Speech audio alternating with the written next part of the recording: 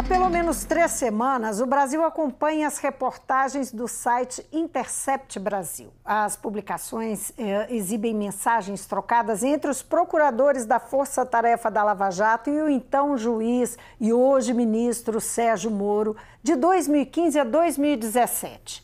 O conteúdo da já chamada Vaza Jato indica uma colaboração estreita entre o Ministério Público Federal e Moro. O The Intercept diz que o arquivo vem de fonte anônima e avisa que é extenso. Bom, mas o que esperar desse caso que discute ética e imparcialidade na magistratura e coloca em xeque os processos da Lava Jato e que, por outro lado, levou nesse domingo milhares de apoiadores de Moro às ruas? Eu vou conversar com o professor e doutor em Filosofia do Direito, professor de Teoria do Estado, José Luiz Borges Horta, da UFMG. Muito bem-vindo, Zé Luiz, depois de um bom tempo sem vê-lo. Obrigada por vir. Uma alegria muito grande estar aqui, Vivian. Muito obrigado pelo convite. Como é que você avalia essa série de reportagens e o impacto que... Vou te fazer uma pergunta bem genérica para a gente começar o papo, não é? Mas como é que é o impacto disso sobre o mundo jurídico mesmo? Veja, Vivian, nós precisamos ter alguma parcimônia, alguma calma, alguma serenidade para lidar com essas questões. Primeiro que provavelmente nós estamos diante da maior crise jurídica da história do país. Eu andei meditando sobre essa entrevista, pensando se na história da República ou na história do Império mesmo, talvez a querela da maioridade do imperador terá sido, do imperador Dom Pedro II, terá sido um problema maior do que esse que se avizinha. Mas nós não tivemos um problema jurídico deste tamanho. É claro que algumas questões precisam ser colocadas de início e talvez na ordem com que a própria Constituição coloca, né? A Constituição tem uma sabedoria, nós podemos discutir se a Constituição ainda tem força ou não tem força, mas sábia a Constituição de 88 é. Todos os juristas ensinamos ou ensinaram enquanto lutávamos pela vigência da Constituição de 88, ensinamos que ela era a Constituição cidadã porque ela, topologicamente, colocava os direitos fundamentais antes da estrutura do Estado. E quando ela trabalhou a estrutura do Estado, ela sempre colocou em primeiro lugar, ou aliás, a estrutura do Estado da nossa Constituição coloca em primeiro lugar o Legislativo, em segundo lugar o Executivo, em terceiro lugar o Judiciário. Então eu gostaria de, em primeiro lugar, dizer: nós precisamos manter o máximo respeito ao parlamento e às instituições parlamentares. A sede da democracia é o parlamento. Nós podemos ter a visão mais deturpada do mundo da democracia e entender por conta dos desvios que o sistema presidencial causa. Mas não podemos, em maneira nenhuma, esquecer que um país, um povo, uma estrutura de Estado que não tem um parlamento forte, que não tem um parlamento vivo, que não tem um parlamento atuante, não pode ser chamada de democracia, não pode ser chamada de Estado de Direito, não pode ser chamada de Estado constitucional, nem de nada minimamente positivo. De modo que, em primeiro lugar, o respeito ao parlamento e a luta pelo parlamento tem que estar considerado. Em segundo lugar, o Executivo inspira respeito. E inspira respeito necessariamente o Ministério de Estado da Justiça. Este não é um ministério comum, ele não é um ministério de pouca importância. É dos primeiros ministérios a serem criados. Nas fotos oficiais, o simbólico às vezes ensina muito, Vivian. Nas fotos oficiais, o ministro de Estado da Justiça está sempre ao lado do presidente nas posses ou em quaisquer fotos oficiais. Isso porque o ministro de Estado da Justiça, seja quem for, é uma autoridade importantíssima na articulação do país, porque ele é que faz a ponte entre o chefe de Estado e toda a cúpula do poder da estrutura jurisdicional. Quer dizer, nós temos, e a população às vezes tem a impressão que os juízes são todos concursados. Não. só são concursados, evidentemente, e só atinge a função jurisdicional por concurso a base. A cúpula atinge a função jurisdicional por designação e nomeação os presidencial. Das altas cortes, né? Todos os tribunais são designados por chefes de poder executivo, todos. Então, não existe a possibilidade de alguém chegar à cúpula da magistratura. Isso eu não estou me referindo, evidentemente, ao Supremo Tribunal Federal apenas, mas a todo e qualquer tribunal regional, federal, superior, todos eles passam pela chefia do Poder Executivo. E no caso dos tribunais que dizem respeito à Justiça Federal e aos tribunais superiores, todos eles passam pelo ministro de Estado da Justiça. Antes de chegar às listas, passam pelo ministro do Estado da Justiça, antes de chegar ao presidente da República. Portanto, máximo respeito à figura do ministério, do ministro de Estado da Justiça. Só para a gente não perder aqui o fio da meada, claro. Você está aqui expondo a importância que você reconhece de cada poder. E eu falei em impacto sobre esse poder judiciário. Exato. Não é? Desses fatos. E o lugar, então você está colocando o lugar do poder judiciário. Que impacto tem? Que é o terceiro, é o último, é o menos poderoso. É aquele que, para um teórico do Estado, e veja, eu estou falando como teórico, eu não estou falando na prática. E veja, até aqui tudo que eu estou dizendo é teórico. Eu não estou dizendo que se deva respeitar este ministro, aquele ministro. Eu estou dizendo que se deve respeitar qualquer ministro de Estado. E, me permita a alusão, da forma como o general Heleno disse. O presidente da República tem que se dar ao respeito. É claro que ele lembrou um ex-presidente da República, mas qualquer um que assistir à cena vai perceber, inclusive pela posição física do general Heleno e do atual ocupante da presidência da República, que ele evidentemente está falando para o atual presidente da República e para qualquer outro presidente da República. O presidente da República não se dá o respeito, na opinião do general Heleno, deve ter prisão perpétua. O mesmo vale, evidentemente, para quaisquer ministros de Estado da Justiça que não se deem ao respeito, ou para parlamentares que não se deem ao respeito. Mas, em princípio, todo o respeito ao parlamento, todo o respeito, evidentemente, às instituições do Poder Executivo e, especialmente, ao ministro de Estado da Justiça, que tem toda essa importância. Retomando a questão das mensagens, que lugar está o judiciário levando à luz dessas mensagens? Aí é que é o problema. O que é o judiciário na estrutura do Estado?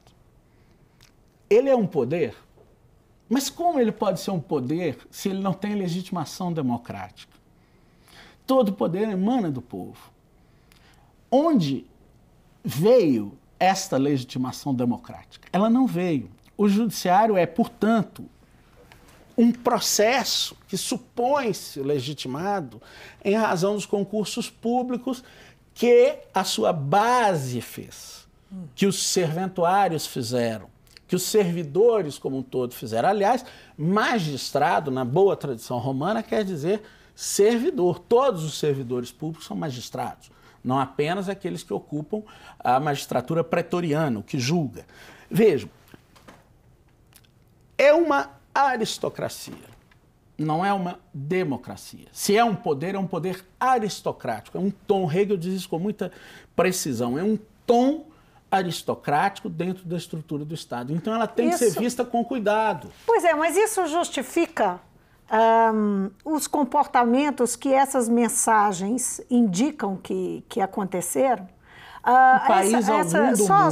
Só para retomar aqui, nós estamos falando das mensagens que foram trocadas, que foram publicadas pelo The Intercept Brasil, agora pela Folha de São Paulo e pela Veja também, mostrando conversas, digamos, indecorosas. Indecorosas, pode usar a expressão correta, isso, indecorosas. Sim, conversas entre procuradores e o ex-juiz Sérgio Moro. Se fossem entre juízes tratando dos e advogados, processos da Lava Jato. Se fossem entre juízes e advogados, o Ministério Público, neste momento, estaria, evidentemente, sobre a ordem dos advogados do Brasil, caçando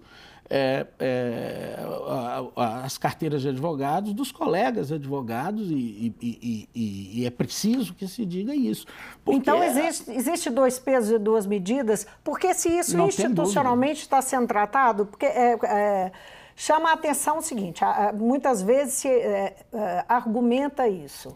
E se fosse um advogado? E essas conversas estivessem acontecendo entre um juiz e um advogado? Ou entre um juiz e um policial? Não pode, seria um verdadeiro absurdo. Não é possível. O nível de... Alguma pessoa mais exagerada usaria uma palavra como conspiração, mas eu tenho uma camiseta que diz assim, mineiro não conspira, confabula.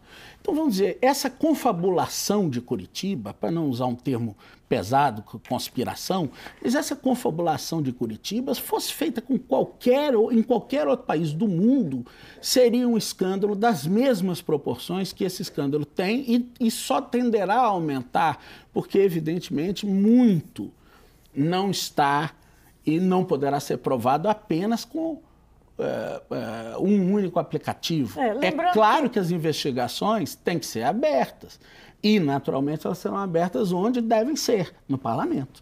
Porque o parlamento tem que abrir uma comissão parlamentar de inquérito, evidentemente, e aí os poderes investigativos do parlamento vão permitir que o parlamento descubra muito mais do que simplesmente o que se encontre em mensagens trocadas, porque a ausência de decoro, nesse caso, meramente, ela indica uma composição em direção a uma evidente fraude ao Estado de Direito. Agora, que desdobramentos são possíveis da gente considerar para os processos da Lava Jato, as condenações da Lava Jato? Veja bem. Nós vimos aí, na semana passada, o julgamento do habeas corpus, né? O início de um processo de julgamento do habeas corpus do ex-presidente Lula e que acabou com uma derrota da defesa do ex-presidente, quando havia uma expectativa, não uma expectativa certa de que ocorreria que ele seria libertado, mas havia alguma expectativa da defesa nesse sentido. Quer dizer, que impactos pode ter sobre os processos, sobre as condenações, não só do ex-presidente Lula, mas de dezenas de pessoas que foram condenadas pela Lava Jato. Com base na mesma lógica. Lembrando do ex-presidente Lula, que é a figura mais significativa. A questão é que os métodos utilizados, em regra, são métodos que estão equivocados. Não precisa das transcrições, das conversas. As pessoas foram presas indevidamente, ficaram presas 1 ano até confessarem. Isso, na perspectiva tradicional, se chama tortura. Deixa o sujeito preso até ele confessar. Mas não chama mais confissão, agora chama delação. Tem uma lei da presidência Dilma Rousseff que chama isso de delação. Mas isso não é delação. Do ponto de vista material, substancial, é uma confissão que foi arrancada mediante tortura.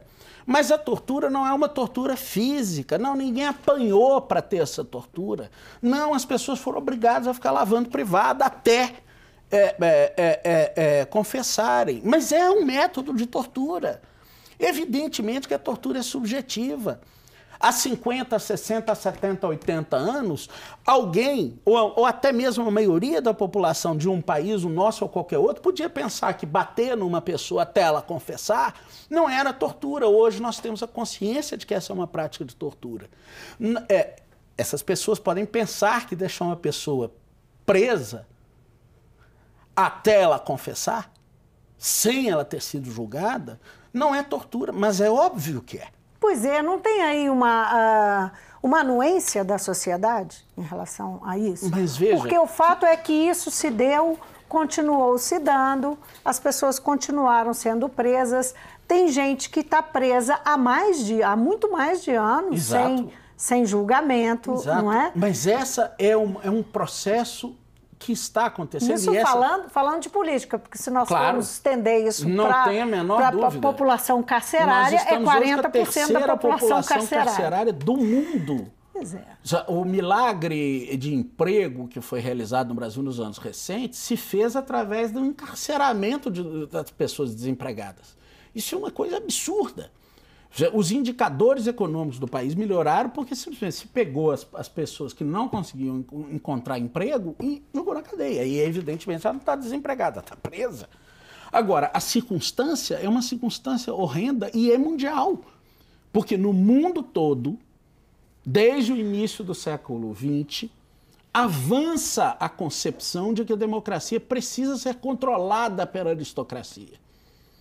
De que é preciso que profissionais concursados, juízes e todo o apetrecho forense, Ministério Público, polícia, sei lá o que mais tem, controle a política para que a política, a democracia, não vá além do que a democracia pode ir. Mas quem é que controla? Quem é que diz o que a democracia, o povo pode ou não pode fazer? A aristocracia. Mas que aristocracia é essa? A aristocracia que nós formamos nas faculdades de Direito. Mas essa aristocracia não entende de política, não entende de geopolítica, não estudou política a fundo. Eu sou professor de teoria do Estado. Nós, nas faculdades de Direito, não conseguimos ensinar, não há nem carga horária suficiente para isso ainda, nós não conseguimos ensinar geopolítica. Um juiz, qualquer juiz, não é o juiz de Curitiba, em questão que as pessoas conhecem, o que é um verdadeiro absurdo, que juiz, bons juízes, passam incólumes a vida toda como juízes severos, discretos, austeros. Mas não é o juiz de Curitiba que não conhece os desdobramentos geopolíticos, geoestratégicos das sentenças dele e pode dar uma sentença que destrói um parque industrial de uma potência mundial. Se ele não tem conhecimentos geopolíticos, ele não pode julgar em questões políticas, porque ele não é aristocrata naquilo, nem sequer para o argumento dele de que ele sabe mais do que os outros. Ele não sabe, ele não detém condições. Veja, e em nível mundial, os juízes estão avançando na política, estão sequestrando a dimensão política para a dimensão jurisdicional. E assumindo um ativismo político que não pode ser jurisdicional. Não sei se dá para ver, eu uso um laço amarelo. Esse laço amarelo representa a luta, não no Brasil, não nos países subdesenvolvidos, mas na Europa, no Reino Espanhol. O Reino Espanhol, que fez uma das transições que nós, durante tanto tempo, elogiamos, hoje tem presos políticos, eurodeputados eleitos para o Parlamento Europeu que estão presos pelo judiciário espanhol por fazerem política. Políticos catalães estão presos na Espanha hoje exatamente por fazerem políticas. Ora, a criminalização da política, a judicialização da política é um mal que acompanha o mundo inteiro hoje. Agora, então, eu queria citar uma frase que está na troca de mensagens, que é atribuída a Monique Schecker, que é uma procuradora da Lava Jato, e ela diz assim, Moro, aspas, né? Moro viola sempre o sistema acusatório e é tolerado por seus resultados.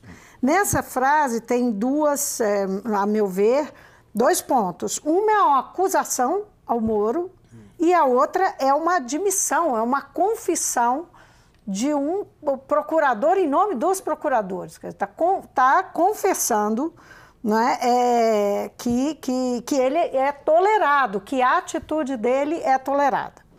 À luz disso aqui e dos desdobramentos que podem ocorrer, você acha que existe alguma possibilidade de recuo do judiciário? Ele está muito empoderado, a gente pode falar aqui anos sobre o empoderamento do judiciário, né? A gente vem discutindo isso há muitos anos, até porque o parlamento perdeu força durante muito tempo, e isso também é mundial. Não é? É um fenômeno mundial. Que precisa ser revertido, esse é o principal fenômeno que nós temos que lutar para reverter. A exposição tão crua nessa frase, não é, dos fatos, e de novos desdobramentos que tudo indica e estão por vir, Você acredita que há possibilidade de reflexão e algum recuo? Nós temos a possibilidade de estar acontecendo alguma coisa que freie que seja um freio das relações de poder? Em primeiro lugar, a grande maioria do judiciário, a grande maioria do Ministério Público, a grande maioria, até mesmo das forças policiais, não concorda com esses abusos. E veja, você está citando uma promotora de justiça, uma procuradora federal, não sei, que participou do processo e ela mesma não concorda.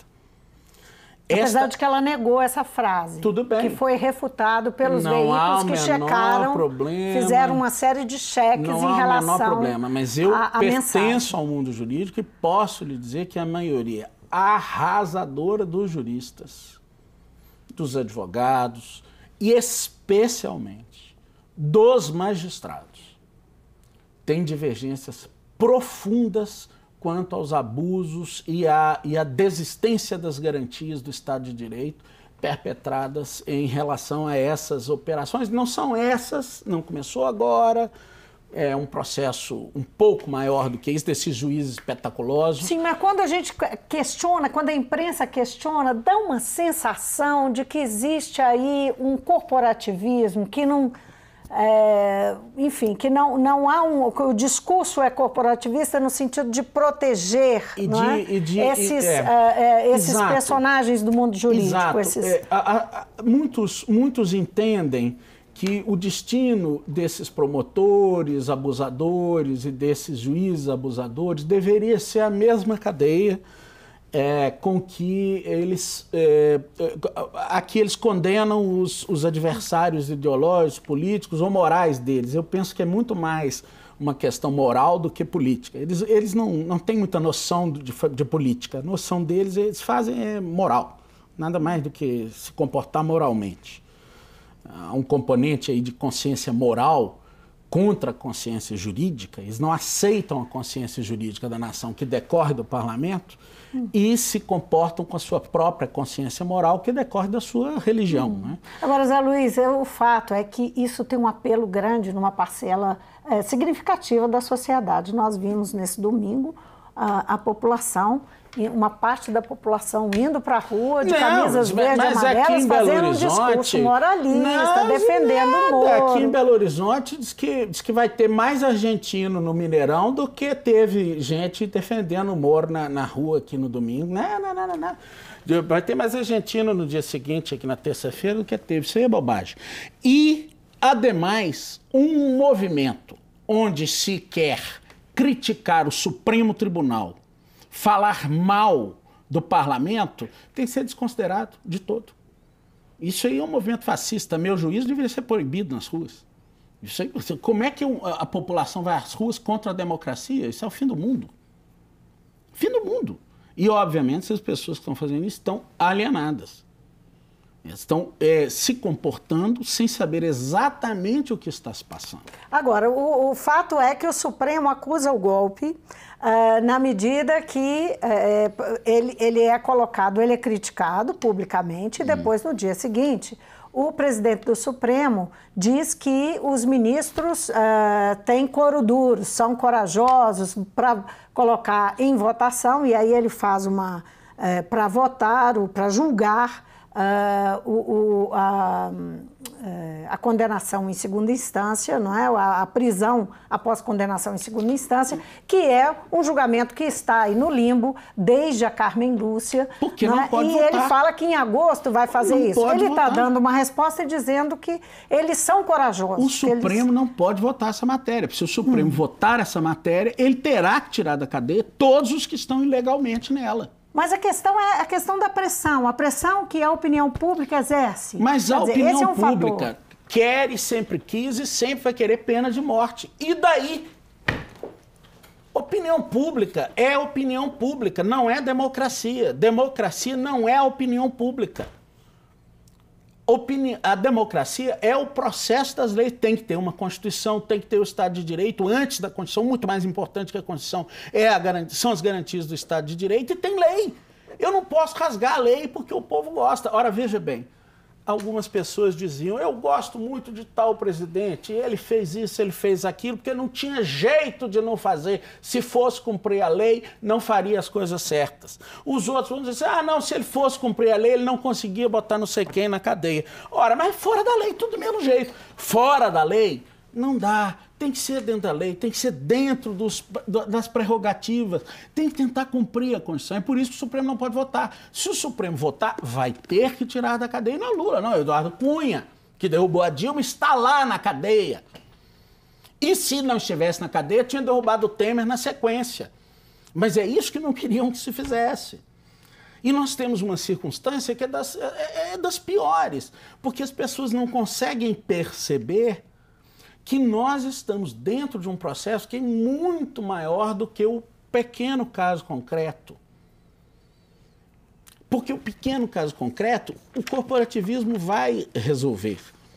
Haverá punição, haverá um problema, haverá as pessoas que espetacularizaram o seu exercício, que não poderia ser espetacularizado, na opinião da maioria da magistratura, estarão, vamos dizer, vão ocupar posições, se ficarem na magistratura, não é o caso do ex-juiz em questão, mas se ficarem, quando ficam em posições marginais.